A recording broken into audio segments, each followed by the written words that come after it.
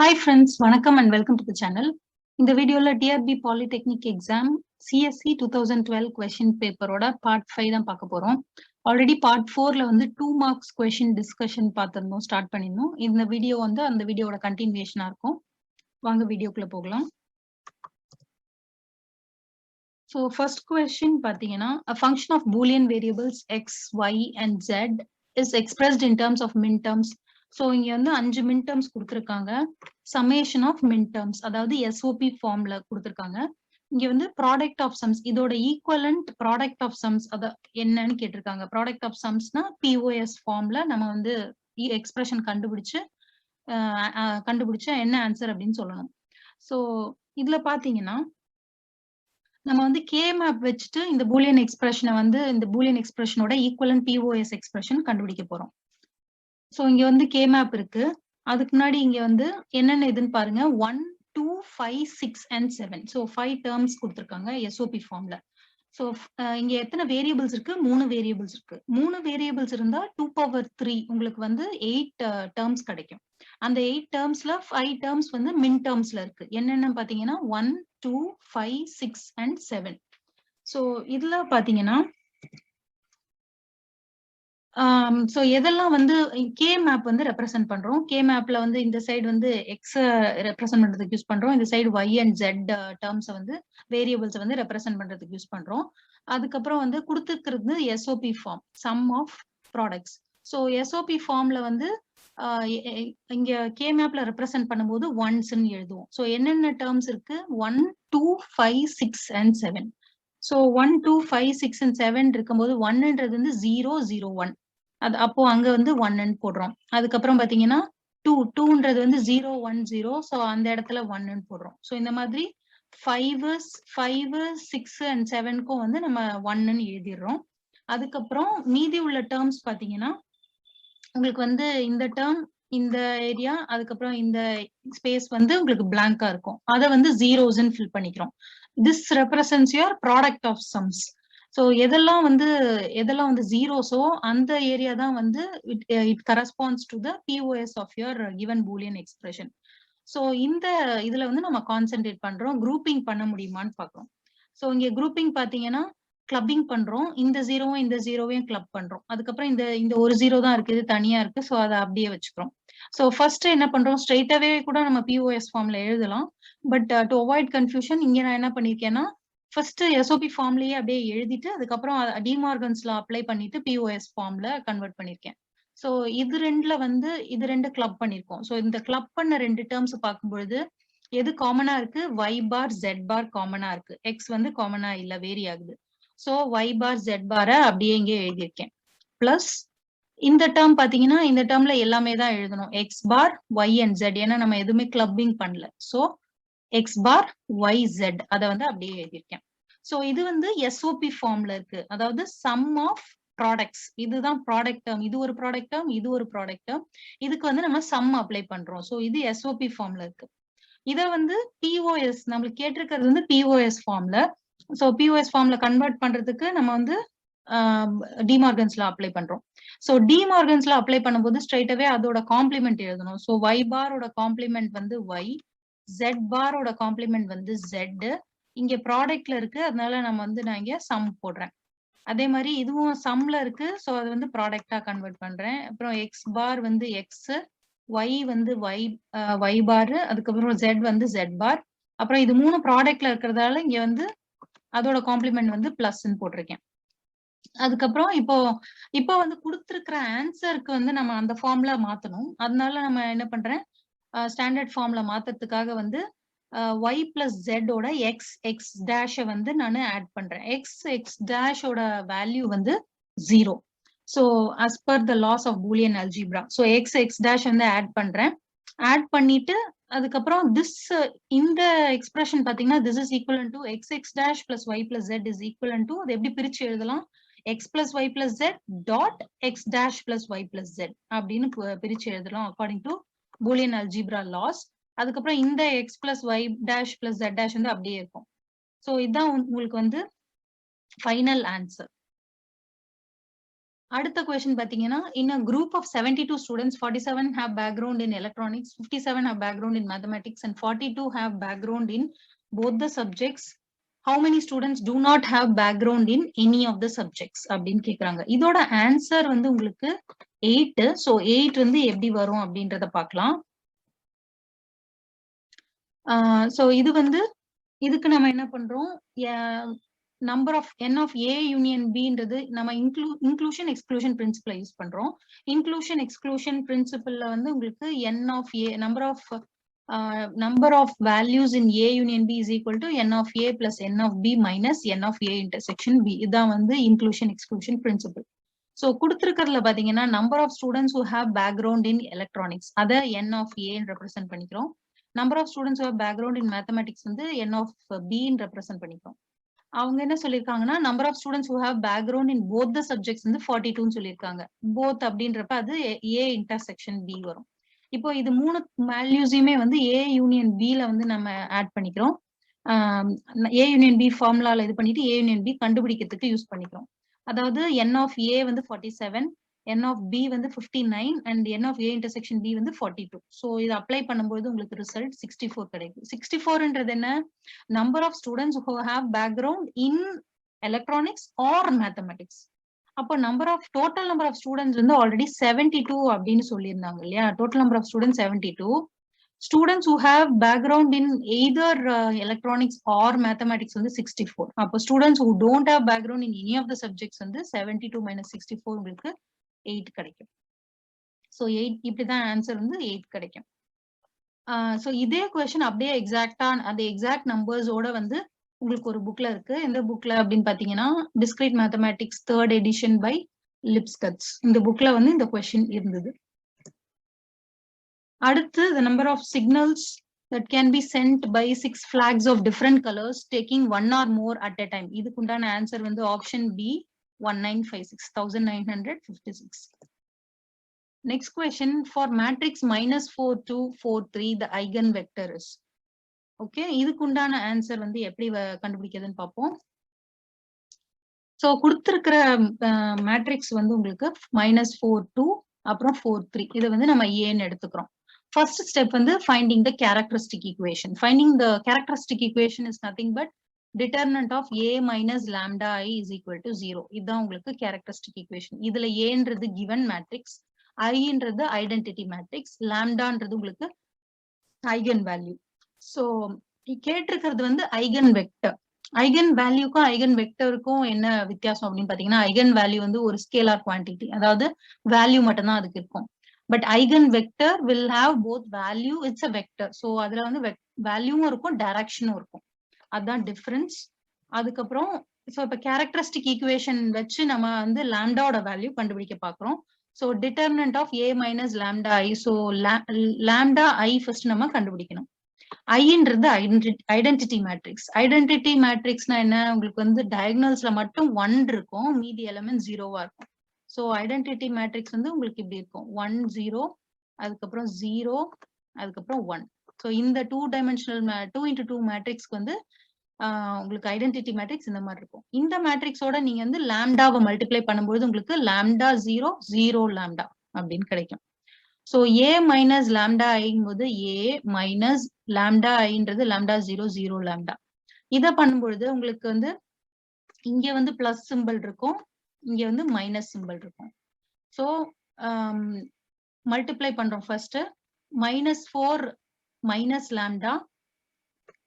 Okay, இது வந்து 2 minus 0 is 2, அதுக்கப்புறம் 4 minus 0 is 4, அதுக்கப்புறம் 3 minus lambda வந்து 3 minus lambda எழுதும். அதுக்கப்புறம் நான் சொன்னேன் இல்லையா, இங்க வந்து பிளஸ் இருக்கும் இங்க மைனஸ் இருக்கும் அப்படின்னு சொல்லிட்டு. சோ அப்போ வந்து -4 minus lambda into 3 minus lambda multiply பண்றோம், -2. ஸோ -2 into 4 வந்து உங்களுக்கு -8 கிடைக்கும். அதுக்கப்புறம் மல்டிப்ளை பண்ணும்பொழுது உங்களுக்கு வந்து இது கிடைக்கும். ஃபைனலா நீங்க சால்வ் பண்ணும்போது உங்களுக்கு வந்து ஒரு குவாட்ராட்டிக் ஈக்குவேஷன் கிடைக்குது. அந்த குவாட்ராட்டிக் ஈக்குவேஷனை வந்து சால்வ் பண்ணும்போது lambda equals -4 and lambda equals 4 அப்படின்னு 2 வேல்யூஸ் கிடைக்குது. அடுத்து இதை வச்சுட்டு நீங்க வந்து ஐகன் வெக்டர் கண்டுபிடிக்கலாம். ஸோ இங்க வந்து நான் என்ன பண்ணிருக்கேன்னா லாம்டா ஈக்குவல்ஸ் lambda equals -5 அந்த வேல்யூவை வந்து யூஸ் பண்ணியிருக்கேன். 2 lambda வேல்யூஸ் கிடைச்சதுல அதுல ஒரு lambda value lambda equals -5 use பண்ணியிருக்கேன். அண்ட் அதை வந்து இந்த ஈக்குவேஷன்ல அப்ளை பண்ணும். தட் இஸ் அத இந்த lambda equals -5 அந்த ஐகன் வேல்யூவை வந்து நம்ம இதுக்கு முன்னாடி வந்து a minus lambda characteristic equation கண்டுபிடிச்சோம் இல்லையா, அந்த ஈக்குவேஷன்ல அப்ளை பண்ணும். எந்த ஈக்குவேஷன்னா you got this equation -4 minus lambda, அதுக்கப்புறம் 2, அதுக்கப்புறம் 4, 3 மைனஸ் lambda இருக்கு இல்லையா, இங்க lambda வேல்யூவை சப்ஸ்டிடியூட் பண்ணா கிடைக்கிற மேட்ரிக்ஸ் தான் வந்து B. சோ அங்க lambda வேல்யூ -5 சப்ஸ்டிடியூட் பண்ணும்போது நம்மளுக்கு கிடைக்கிற மேட்ரிக்ஸ் வந்து 1, 2, அப்புறம் 4, அப்புறம் 8. சோ இதுதான் B and x bar. So equation வந்து B into x bar is equal to 0 vector, where x bar is your eigenvector. Okay. So eigenvector also will consist of values. X bar ன்னு சொல்லும்போது அதோட values வந்து x1, x2. These are the values of the eigenvector. அதுக்கப்புறம் பாத்தீங்கன்னா 1, 2, 4, 8 நம்மளுக்கு matrix இருக்கு இல்லையா, இது வந்து row reduction or column reduction நம்ம பண்ணலாம். பண்ணிட்டு ஏதாவது ஒரு ரோ இல்ல ஏதாவது ஒரு காலமை வந்து 0 ஆக்கலாம். சோ இங்க நான் வந்து ரோ 1 வந்து 0 ஆக்கிறதுக்காக row 1 is equal to 4r1 minus r2 இதை வந்து அப்ளை பண்றேன்.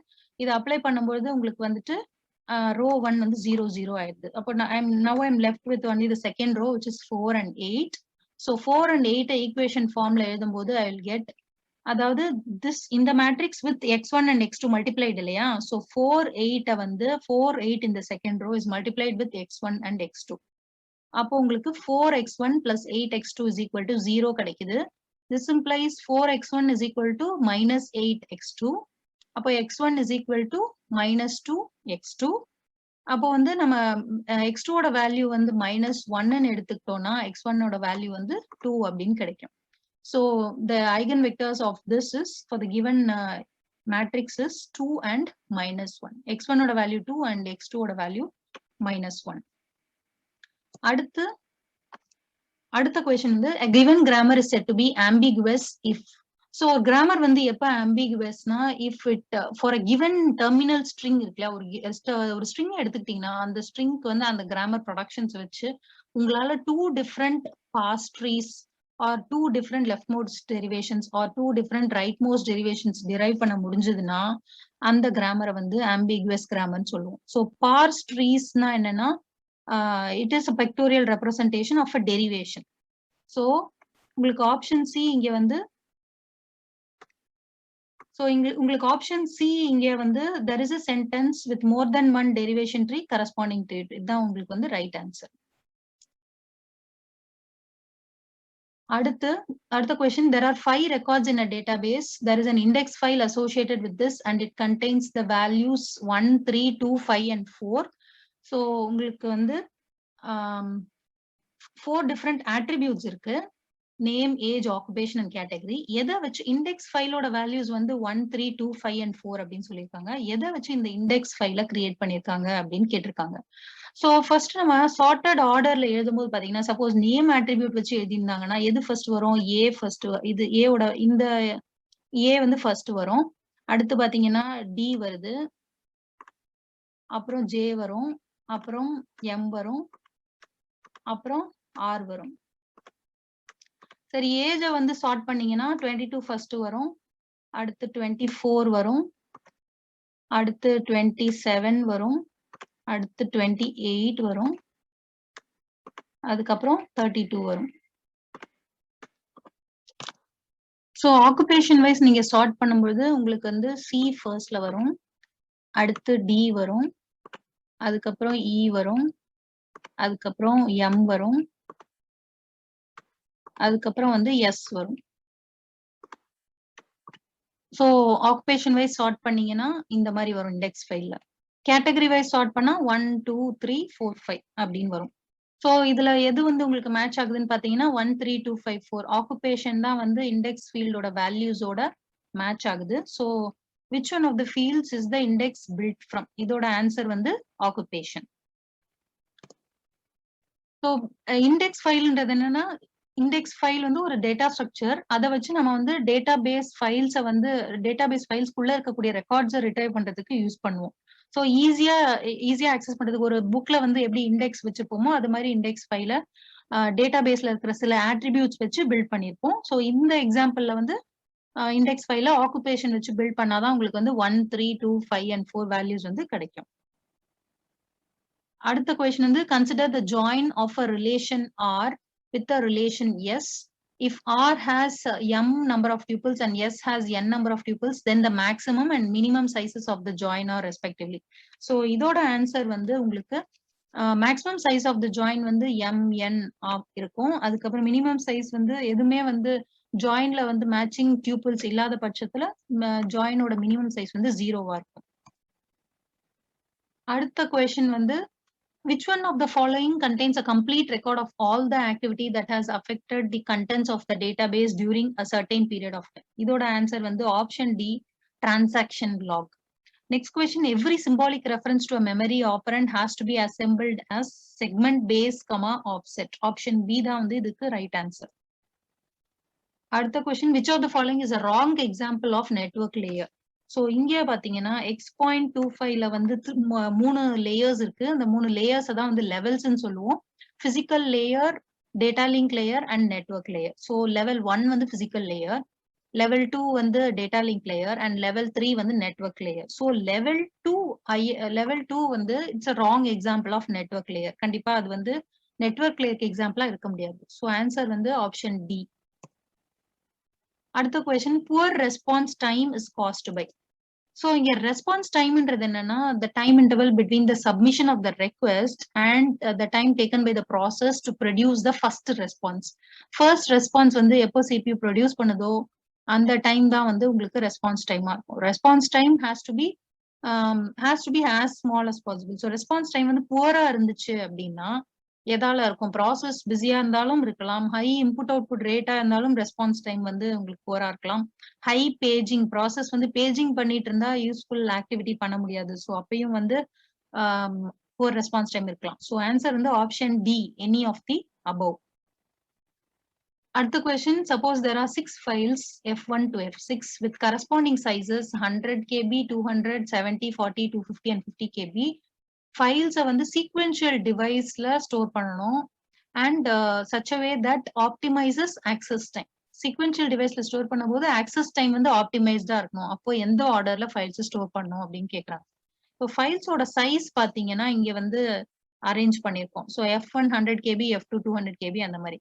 சோ இப்போ நான் வந்து கம்மி சைஸ் இருக்கிற ஃபைல வந்து கடைசியா போட்டேன், கம்மி சைஸ் இருக்கிற ரெக்கார்டை வந்து லாஸ்டா வச்சுட்டேன் அப்படின்னா இப்போ 50 KB ரெக்கார்டை வந்து நான் ஆக்சஸ் பண்ணணும்னா I have to pass through all this. ஏன்னா சீக்வென்ஷியல் டிவைஸ், அப்போ 100, 200, 70 KB, 40, 250 எல்லாத்தையும் இது பண்ண அப்புறம் தான் வந்து ப்ராசஸ் பண்ண அப்புறம் தான் என்னால வந்து 50 KB ரீச் பண்ண முடியும்.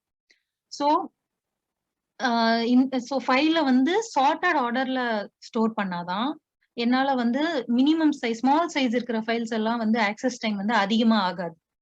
ஓகேவா? சோ எந்த ஆர்டர்ல இந்த ஃபைல்ஸ் ஸ்டோர் பண்ணோம்னா it should be in sorted ஆர்டர்ல தான் ஸ்டோர் பண்ணணும். சார்ட்டட் ஆர்டர்னு பார்க்கும்போது உங்களுக்கு ஃபர்ஸ்ட் F4 வரும், அதுக்கப்புறம் F6 வரும், அதுக்கப்புறம் F3 வரும், அதுக்கப்புறம் F1, அதுக்கப்புறம் F2, அதுக்கப்புறம் F5. So sorted order or increasing ஆர்டர்ல நம்ம வந்து ஸ்டோர் பண்ணணும். அதாவது ஆப்ஷன் 6 தான் வந்து உங்களுக்கு கரெக்ட் ஆன்சர்.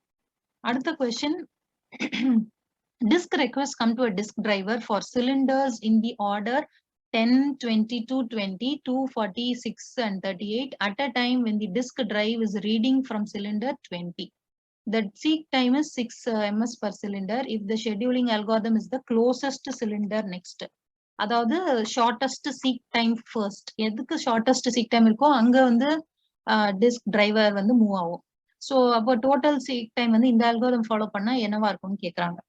ஸோ இதுக்கு ஆன்சர் என்னன்னு பார்ப்போம். இதுக்கு ஆன்சர் வந்து 360 ms, ஆப்ஷன் ஏ. அது எப்படி வருது அப்படின்னு பார்ப்போம். ஸோ இங்க பாத்தீங்கன்னா உங்களுக்கு வந்து இந்த மாதிரி வந்து டிஸ்க் ஆக்சஸ் ரெக்வெஸ்ட் எல்லாம் வந்து எழுதியிருக்கேன். அடுத்து டிஸ்க் ஆர்ம் ஸ்டார்ட்ஸ் அட் 20 கொஸ்டின்ல கொடுத்துருக்காங்க. ஸோ க்ளோசஸ்ட் சிலிண்டர் நெக்ஸ்ட் அந்த அல்கோரிதமா ஃபாலோ பண்ணுது. அதாவது ஷார்டஸ்ட் சீக் டைம் ஃபர்ஸ்ட்னு சொல்லலாம். அப்போ எது ஷார்டஸ்டோ அங்க வந்து டிஸ்க் ஆர்ம் மூவ் பண்ணும். இதுதான் வந்து movement of the disk arm. So 20ல இருந்து 22 வந்து ஜஸ்ட் 2 சிலிண்டர்ஸ், பட் 20ல இருந்து 10க்கு போனோம்னா 10 சிலிண்டர்ஸ். அப்ப ஷார்டஸ்ட் வந்து 22 தான். அதனால 20 to 22 மூவ் ஆகுது.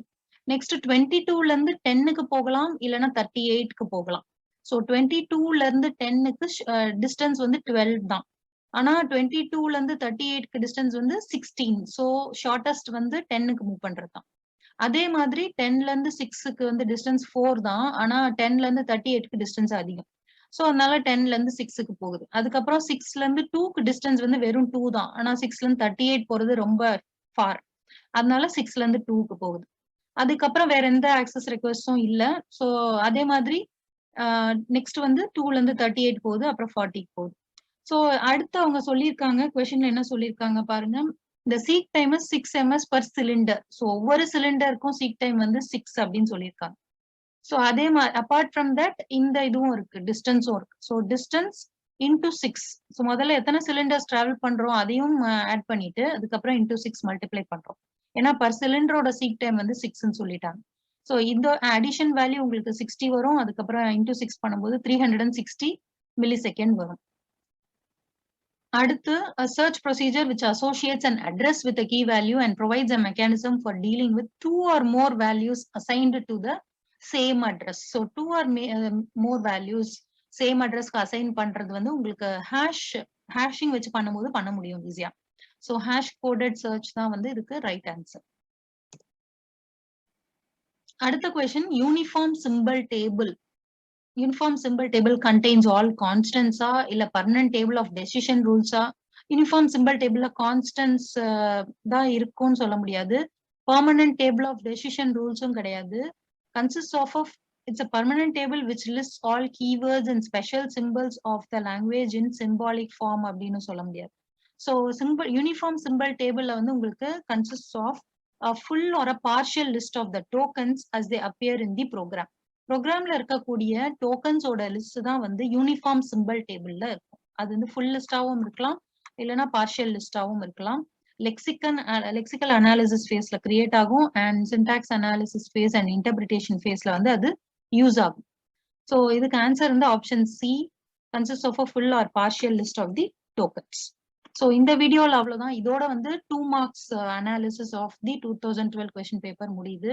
அடுத்த வீடியோல பார்க்கலாம். நன்றி, வணக்கம்.